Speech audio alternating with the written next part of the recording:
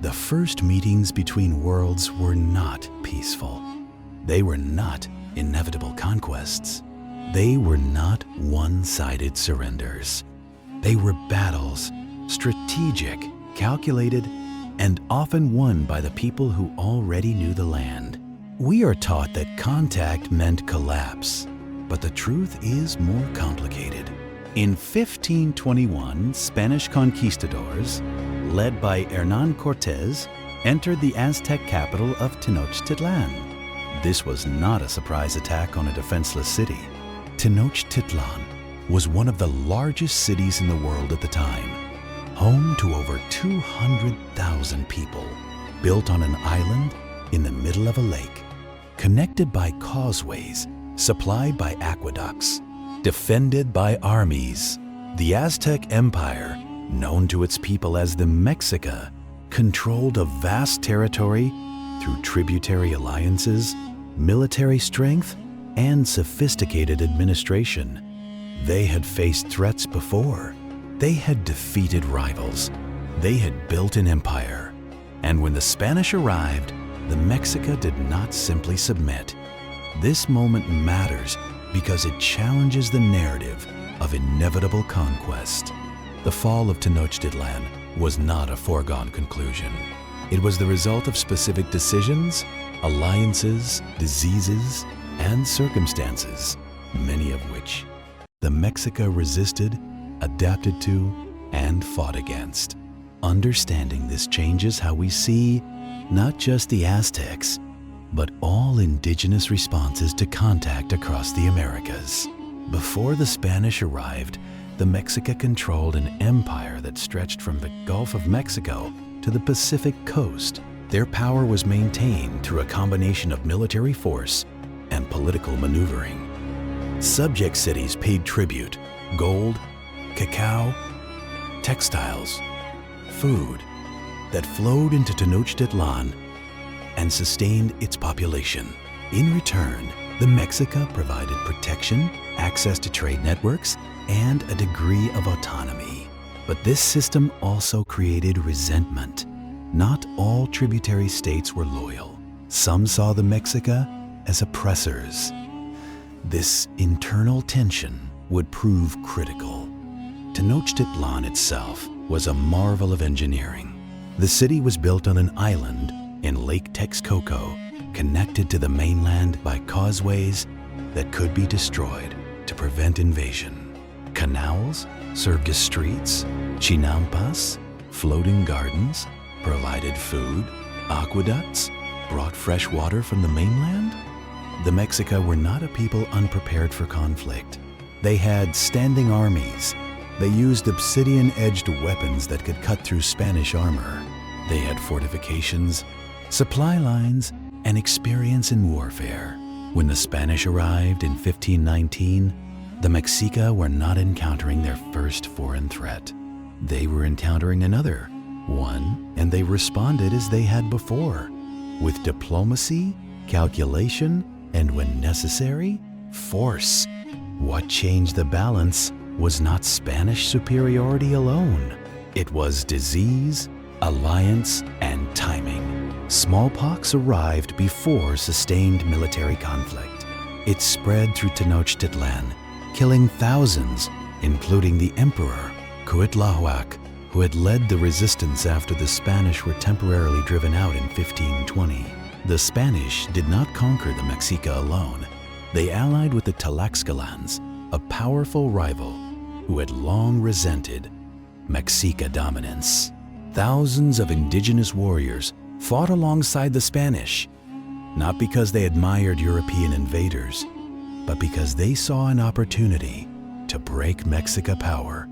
This was not a simple story of indigenous defeat. It was a civil war, a pandemic, and an invasion all happening at once. And even then, the Mexica fought back. They destroyed causeways to slow the Spanish advance. They used guerrilla tactics in the city streets. They held out for months during the siege of Tenochtitlan, even as disease and starvation took hold. When the city finally fell in 1521, it was not because the Mexica were passive or helpless. It was because they faced overwhelming odds, military, biological, and political. The myth that took hold was this, that indigenous peoples were easily conquered because they were technologically inferior, politically weak, or culturally unprepared.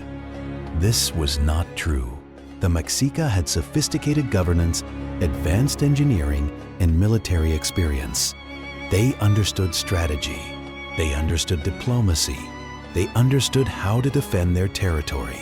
What they did not have was immunity to European diseases, and they could not have predicted that rival nations would side with outsiders against them.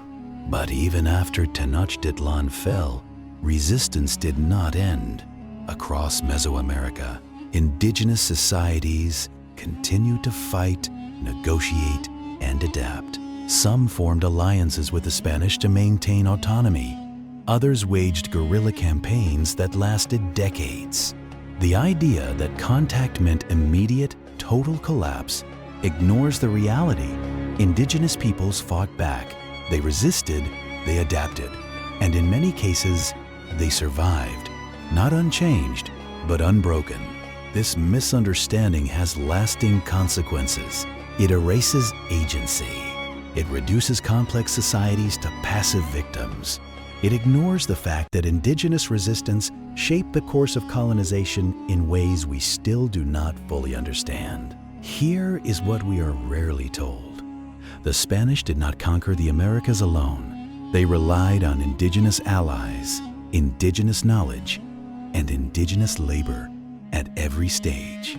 Cortés succeeded in Tenochtitlan in part because he had Melanzine, an indigenous woman who served as translator, advisor, and intermediary. Without her, the Spanish would not have understood the political landscape, the alliances, the weaknesses they could exploit. Indigenous guides led Spanish expeditions through unfamiliar terrain. Indigenous farmers fed Spanish armies. Indigenous warriors fought in Spanish campaigns. This does not excuse colonization, but it complicates it. It shows that contact was not a simple story of European dominance. It was a tangled web of alliances, betrayals, opportunism, and survival. And it reminds us that indigenous peoples were not passive observers of their own history. They were active participants, making choices, forming strategies, shaping outcomes in ways that history has often overlooked. The legacy of this resistance is still visible. In Mexico, the descendants of the Mexica and their allies are still here. Indigenous languages are still spoken. Cultural practices are still maintained. The memory of Tenochtitlan lives on, not as a lost city, but as a foundation. And across the Americas, indigenous communities continue to fight for recognition, for rights, for land. The strategies have changed, but the resistance has not ended. Understanding first contact as a moment of active resistance, not passive defeat, changes how we see indigenous history. It restores agency. It acknowledges strength. It honors the fact that these societies did not simply disappear.